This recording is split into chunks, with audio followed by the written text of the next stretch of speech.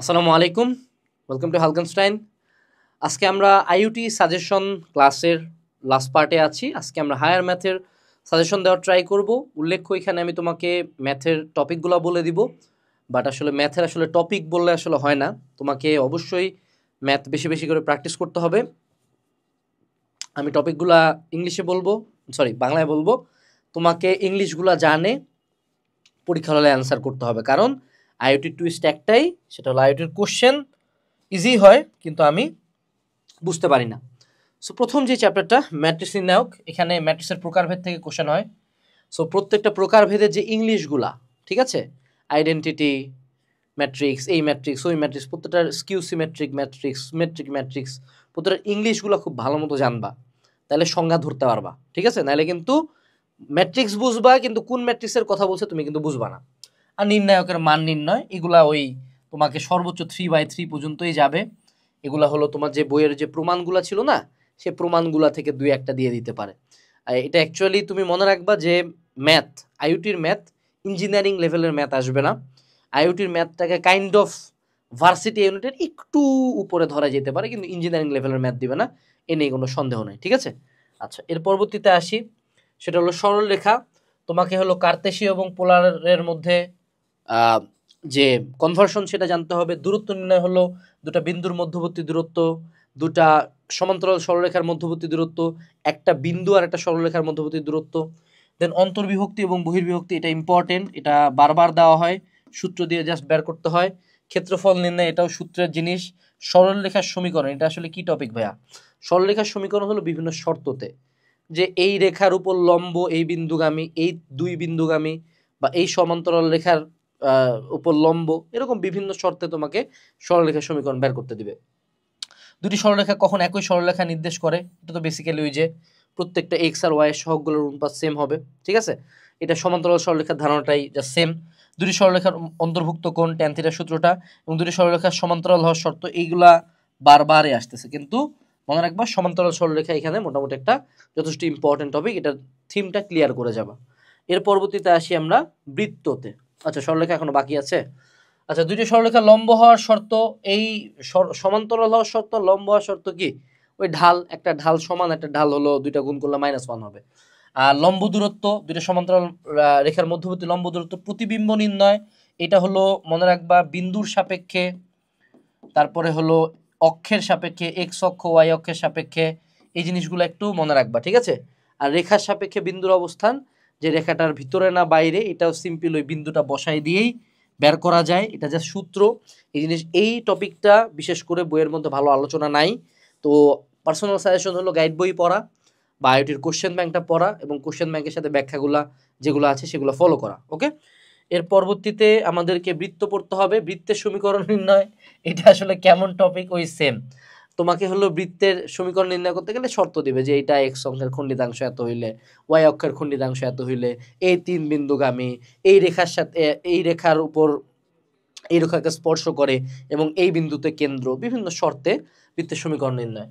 অক্ষদ্বয়কে স্পর্শ করা সত্য, কোনটাতে G0 হয়, কোনটাতে F0 হয়, কোনটাতে G² সি হয়, কোনটাতে F² সি হয়, এগুলো জানতে হবে। স্পর্শক হওয়ার শর্ত, এটার সূত্রই আছে, ঠিক আছে। অনেক ক্ষেত্রে আবার স্পর্শক বসাই দিয়ে বৃত্তটাকে বের করতে হয়। তো ইজি জিনিসগুলোর সাথে সাথে একটু কমপ্লেক্স জিনিসগুলো দেখবা। এর পরবর্তীতে সাধারণ জ্যায়ের সমীকরণ, এটা যে সূত্র দিয়ে হইলেই হয়ে যায়। আর সংযুক্ত কোণের ত্রিকোণমিতিক অনুপাত, এই চ্যাপ্টারটা থেকে ম্যাথ কম, প্রমাণ টাইপের মালপাতি বেশি আসে। তোমাকে প্রমাণ করতে বলবো না, ওই জাস্ট প্রমাণের ম্যাথটা তুলে দিবে, আলটিমেট অ্যান্সারটা তোমাকে বের করতে হবে। সো বইয়ের যে সালের ম্যাথগুলো আছে সেগুলো একটু দেখে যেও, তাহলে ধরতে সুবিধা হবে। এখন ওই যে মান নির্ণয় সংক্রান্ত তোমাকে ওই থিটা মিটা দিয়ে দিবে, দিয়ে বলবে, আবার বলছে যে আন্দোলনযুক্ত রাশির মান নির্ণয়, ওই সেম। এই দুইটা অ্যাকচুয়ালি সেম, যে তোমার বইয়ে যে প্রমাণ করো যেগুলো আছে না, সেটা লেফট হ্যান্ড সাইড তুলে দিবে তোমাকে, রাইট হ্যান্ড সাইড বের করতে হবে। এগুলোতে সাধারণত একটা থিটার একটা মান ধরে নিতে হয়, 45 ডিগ্রি বা 60 ডিগ্রি, অনেক ক্ষেত্রে 90 ডিগ্রি ধরে ম্যাথটা ক্যালকুলেটর দিয়ে অপশন টেস্ট করে মিলাই দেওয়া যায়। ত্রিকোণমিতিক অভেদক বলতে সূত্রগুলা, বিপরীত বৃত্তীয় ফাংশনের মান নির্ণয়, এগুলাও সিম্পলি বইয়ের ম্যাথ করে যাবা, আর কিচ্ছু না। তারপর হলো সমীকরণ, ত্রিকোণমিতিক সমীকরণের সমাধান, এইটা কিন্তু তোমার হলো ম্যাথ সেকেন্ড পেপার থেকে আসবে। আমি পার্সোনালি ত্রিকোণমিতিকে কিন্তু ডিফারেন্টলি দেখি না, কারণ হইল গিয়া ত্রিকোণমিতি বিপরীত ত্রিকোণমিতিক সমীকরণ বা ত্রিকোণমিতিক সমীকরণ সমাধান, এগুলা সবগুলো ওভারঅল ত্রিকোণমিতির মধ্যে। সো যখন তুমি ত্রিকোণমিতি পড়বা ফার্স্ট পার্ট সেকেন্ড পার্ট একসাথে নিয়ে পড়বা, ঠিক আছে। আর আইইউটির ক্ষেত্রে ম্যাথের যে সুবিধাটা, ম্যাথের একটু সুবিধা আছে, আমি একটু ম্যাথের প্লাস পয়েন্টটা বলি। সেই প্লাস পয়েন্টটা হলো যে যখন আমি অন্যান্য সাবজেক্টগুলোর ক্ষেত্রে কোশ্চেন বুঝতে আমার একটু ঝামেলা হয়, কিন্তু আইইউটির ম্যাথের কোশ্চেন, যেহেতু এটা ম্যাথ, আমি অনেকবার করছি ম্যাথের, তো ম্যাথমেটিক্যাল ইকুয়েশনে বেশি, সো ওগুলা দেখে একটা ভালো ধারণা পাওয়া যায়। বাট তার পরবর্তীতেও কোশ্চেন ব্যাংক অবশ্যই সলভ করে যাবা। এবং অনেক ক্ষেত্রে অনেকের কোশ্চেন ব্যাংক সলভ করতে ইচ্ছা হয় না, তাদের জন্য ক্র্যাশ কোর্স আছে, বা কোশ্চেন ব্যাংক যদি সলভ করতে আটকে যাও সেক্ষেত্রে আমাদের আইইউটির ক্র্যাশ কোর্স, বর্তমানে বাংলাদেশে একমাত্র আমরাই আইইউটির জন্য কোর্স করাই, আইইউটির জন্য বই আছে। সো যারা কিনতে চাও ডিসক্রিপশন বক্স থেকে কিনতে পারো। এর পরবর্তীতে যদি আমরা চলে যাই, সেটা হলো যে ত্রিভুজের গুণাবলী, যে সূত্রগুলা, এই সূত্র দিয়ে যে দুইটা কোণ দিছে, বাহু দিছে, তারপর বাকিগুলা বের করো। এরপরে ত্রিভুজের ধর্ম এবং ত্রিভুজটি কিরূপ তা নির্ধারণ করা, এটা ওই সিম্পল। ত্রিভুজের গুণাবলীর যে সূত্রগুলো আছে এ বি সি থিটা দিয়ে, ওই সূত্রগুলো জাস্ট মনে রাখলেই হয়। এর পরবর্তীতে আমাদের অন্তরীকরণের ক্ষেত্রে নিঃসন্দেহে লিমিটের প্রত্যেকটা ম্যাথ করবা এল হসপিটাল রিল দিয়ে, ঠিক আছে, পারবা। সূচক আকারে ফাংশন, অর্থাৎ বিভিন্ন ফাংশনের অন্তরক বের করার যে ব্যাপারটা, এটা জানতে হবে। এবং ইউ ভি এর সূত্র কি, আর ইউ ডিভাইডেড বাই ভি থাকলে ডিডিএক্স কেমনে করে, এই জিনিসটা জানবা। পার্সোনালি আমি আরেকটা জিনিস তোমাদেরকে শিখে রাখতে বলবো, সেটা হলো প্যারামেট্রিক সমীকরণের যে, অর্থাৎ পরামিতিক সমীকরণের যে অন্তরীকরণ আছে, এই পার্টটা একটু শিখে যেও, হ্যাঁ। এর পরবর্তীতে আমাদের যতগুলা ফাংশনের যত প্রকার অন্তরীকরণ আছে সবগুলাই দেওয়া আছে। এগুলা বেসিক্যালি আর কিছুই না, তোমার জাস্ট প্র্যাকটিসের উপরে। পার্সোনাল সাজেশন হইল যে সব যে করে যেতে হবে এমন না, অন্তরীকরণের সূত্র যদি জানো, যদি বেসিক জানো, পারে আসবা, ঠিক আছে। এরপরে আসি সরলরেখার ঢাল নির্ণয়, এটাও তো সেম সিম্পল জিনিসপাতি, স্পর্শকের সমীকরণ, অভিলম্বের সমীকরণ, এগুলো হলো লাস্টের চ্যাপ্টারটা। আর গুণমান লঘুমান, এগুলো তোমরা যারা এইচএসসিতে যেগুলো করছিলা ওগুলাই আর কি, জাস্ট ডিডিএক্স করে দিয়ে ম্যাথ মিলাই দেওয়া যায়।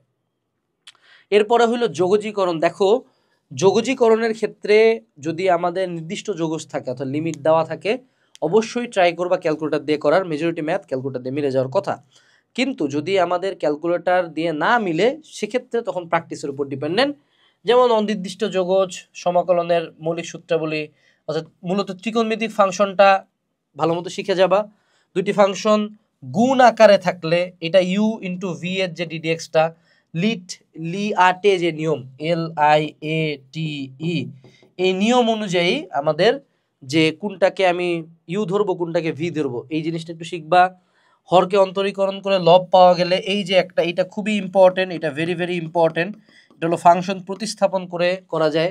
যেমন ধরো যে আমি দিছি তোমাকে এখানে tan inverse x divided by 1 plus x square d x, হ্যাঁ। তো এটাকে আমি লিখতে পারি integration of tan inverse x d of tan inverse x, তারপরে আমি এটাকে জাস্ট সিম্পলি এটাকে এক্স এর মতো করে আমি ট্রিট করতে পারবো। সেটার উত্তর হবে tan inverse x whole square divided by 2। So এই যে আমি ডিরেক্টলি ওর অন্তরীকরণটা যদি দেওয়া থাকে, আমি কিন্তু এক্স এর জায়গায় এই ফাংশনটাকে প্রতিস্থাপন করতে পারি। সো এই টাইপটা একটু করে যাবা। আর ইউ ডিভাইডেড বাই ভি আকারের যদি হয়, এই জিনিসগুলো একটু শিখে যাবা। এর পরবর্তীতে আমাদের পরামিতিক সমীকরণের অন্তরীকরণ, এই যে খুব সিম্পল ব্যাপার। এবং এই যে এই টাইপটা এ এক্স প্লাস বি, ভিতরে হলো root over c x plus d, x to the power n, x to the power n minus n. আর ডিফারেন্সিয়েশন অন্তরীকরণের মিশ্রণ। এখন দেখো মিশ্রণ মানে কি বাবা, মিশ্রণ কিছুই না, যখন ওই যে তুমি এই প্রতিস্থাপনের যে পার্টটা করলা না, এখানে তো ডিফারেন্সিয়েশন অন্তরীকরণ দুইটাই তুমি ইউজ করলা, সেটা। আর এখানে আংশিক ভগ্নাংশ রূপান্তরের একটা টাইপ আছে, যে বড় একটা ফাংশন থাকলে 2-3 ভাগে করা যায়, সেটা করে যাইতে পারো। আর আরেকটা জিনিস এখানে মনে রাখবা, সেখানে হলো অন্তরীকরণ আর যোগজীকরণ, বিশেষ করে যোগজীকরণে, হ্যাঁ। তোমাকে কোনো একটা ফাংশনের যদি আমি যে অ্যান্সারটা ইন্টিগ্রেশন করে যে অ্যান্সারটা বের হয়েছে, ওটাকে তো ডিফারেন্সিয়েশন করলে আমার মূল ফাংশনটা পাওয়া যায়, রাইট। আবার যদি আমার নির্দিষ্ট যোগজ দেওয়া থাকে, হ্যাঁ, লিমিট যদি দেওয়া থাকে, ধরো 1 2 দিছে, মনে রাখবে এটা যদি ধরো 1 2 সাইন থিটা ডি থিটা যদি আমি দেই, হ্যাঁ, তুমি ধরো এটা ক্যালকুলেটর দিয়ে করতে যাচ্ছ, অবশ্যই এখানে সাবধানতা হলো তোমাকে পুরা ক্যালকুলেটরের কোণের এককটা কিন্তু রেডিয়ান এককে নিতে হবে, সাবধান, এই ভুল কিন্তু করিও না।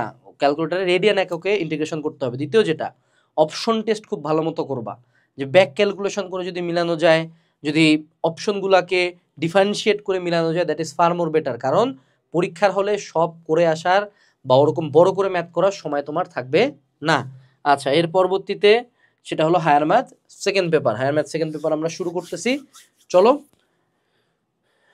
সেটা হলো জটিল সংখ্যা, modulus argument, very very important. সমীকরণ থেকে লেখচিত্রের প্রকৃতি, এটা বেসিক্যালি ওই যে সঞ্চার পথের সমীকরণ। তারপর হলো পরম মান চিহ্ন ব্যবহার করে অসমতাগুলা, এটা যদিও জটিল সংখ্যা না, এটা বাস্তব সংখ্যা, বাট বেসিক্যালি পরম মানের যে সূত্রগুলা, ওই যে পরম মান x minus alpha divide by something less than equals to বা গ্রেটার দেন ইকুয়ালস টু, বর্গমূল নির্ণয়, মান নির্ণয়, এককের ঘনমূল সংক্রান্ত যে বইয়ের প্রমাণগুলো আছে এগুলাই দিয়ে দিবে, তোমাকে মানটা বের করতে হবে, ঠিক আছে। আচ্ছা, বহুপদী সমীকরণ, এটারও বেশ কিছু ম্যাথ ক্যালকুলেটর দিয়ে করা যায়, সেটা শিখবা। নিশ্চায়ক বিষয়ক অর্থাৎ বি স্কোয়ার মাইনাস 4ac, কোনটাতে গ্রেটার দেন 0 হলে কি হবে, লেস দেন 0 হলে কি হবে, ইকুয়াল টু 0 হলে কি হবে, সর্বোচ্চ সর্বনিম্ন মান নির্ণয়, এটা নিঃসন্দেহে অন্তরীকরণের মতোই। মূল হতে সমীকরণ নির্ণয়, এটা তো তোমরা সূত্র জানো। সমীকরণ হতে সমীকরণ নির্ণয় মানে কি, কিছুই না, ওই যে তোমাদের বইয়ের মধ্যে কিছু আছে না, যে এই সমীকরণের সাথে সমান সহগ এই 2/3 x square plus 2x plus 3, যদি এটা যদি সমীকরণ আলফা বিটা হয়, তাহলে এই সমীকরণটা কি কি হবে, এই জিনিসগুলো জাস্ট সিম্পল ম্যাথ আসে এখান থেকে বেশি পেঁচায় না, তুমি পারবা। আর কণিক এগুলা কিচ্ছু দেখিও না বাবা, এগুলা কিচ্ছু দেখবা না। কণিক হলো সূত্র পড়বা চোখ কান বন্ধ করে। কণিকের মধ্যে সবচেয়ে ইম্পর্টেন্ট হলো পরাবৃত্ত, তারপরে হলো উপবৃত্ত, আর অধিবৃত্ত সাধারণত আসেই না, বাট তোমাকে এই দুইটার একদম সূত্র প্রত্যেকটা ঠাড়া মুখস্থ করতে হবে, কোনো কথা নাই। সূত্র যদি পারো বাকি যা চাবে তা বের করতে পারবা। কিন্তু এই যে উপকেন্দ্রর ইংলিশ কি, অভিলম্বের ইংলিশ কি, উপকেন্দ্রিক লম্বের ইংলিশ কি, ক্ষেত্রফলের ইংলিশ কি, এই জিনিসগুলো কিন্তু জানতে হবে, নাহলে কিন্তু জীবনে ম্যাথ বোঝা হবে না। এর পরবর্তীতে চলে আসলো বিপরীত ত্রিকোণমিতি, এটা আমি নতুন করে কিচ্ছু বলবো না, এটা কিচ্ছু না, এটা তোমাদের ত্রিকোণমিতি যে এটা আমরা আগে পড়ছি ওখানেই চলে আসবে, ঠিক আছে, ওইখানে যা বলছি তাই। এর পরবর্তীতে স্থিতিবিদ্যা, গতিবিদ্যা, পার্সোনালি, যেমন গতিবিদ্যা যেটা, হ্যাঁ, এটা আসলে চ্যাপ্টার ধরারও দরকার নাই, প্রাস থেকে কোশ্চেন আসবে। ফিজিক্সের গতিবিদ্যায় যা ছিল ওই প্রাস থেকে কোশ্চেন আসবে, গতিসূত্র দিয়ে ম্যাথ আসবে, এগুলো কিচ্ছু না, এগুলো বাচ্চাদের জিনিসপাতি, এই গতিবিদ্যা থেকে কখনো পেঁচায় না। আর স্থিতিবিদ্যার ক্ষেত্রে তোমাকে বেসিক্যালি ভেক্টরের মতো চিন্তা করতে হবে, যে বল নিয়ে কোশ্চেন আসবে, এই তিনটা যেমন বেসিক্যালি ভেক্টরের থিম দিয়েই হয়ে যাবে। আর সমতুলীয় বলের জোট, সমান্তরাল বলের সূত্রগুলো দেখে যাইও, বাট এখান থেকে বেশি কোশ্চেন সাধারণত আসবে না, একটা হয়তো বা হার্ডলি দিতে পারে। এইখানে যেটা বলতেছিলাম সেটা হলো বিপরীত ত্রিকোণমিতি বা ত্রিকোণমিতির ক্ষেত্রে এই চ্যাপ্টারটা থেকে মেজরিটি অফ দ্য টাইম বইয়ের সালে আসা ম্যাথগুলো থেকেই কোশ্চেনগুলো পিক করার চেষ্টা করা হয়। সো কোনো একটা গাইড পড়ার সাথে সাথে অবশ্যই মূল বইয়ের এই সালে আসা ম্যাথগুলো একটু দেখে যাবা, যাতে তুমি আইডেন্টিফাই করতে পারো। এবং মনে রাখবা, আমি যতই সাজেশন দেই, সাজেশন থেকে ম্যাথ কমন পাওয়া যথেষ্ট টাফ, এবং তুমি যাই করো না কেন, আনলেস ইউ প্র্যাকটিস আলট, কখনোই ম্যাথে ভালো করতে পারবা না। সো ওই ইংলিশে কোশ্চেনগুলো প্র্যাকটিস করতে হবে আইওটি অ্যানালাইসিস মেগাবুক থেকে, এবং কোনো জায়গায় যদি আটকে যাও আইওটি ক্র্যাশ কোর্সে এনরোল করে ক্লাসগুলো দেখতে হবে। ভিডিও ডিসক্রিপশন বক্সে আইওটি অ্যানালাইসিস মেগাবুক এবং আইওটি ক্র্যাশ কোর্সের লিঙ্ক দেওয়া আছে। আসসালামু আলাইকুম, এবং তোমাদের আইওটি ভর্তি পরীক্ষার জন্য রইল শুভকামনা। টাটা।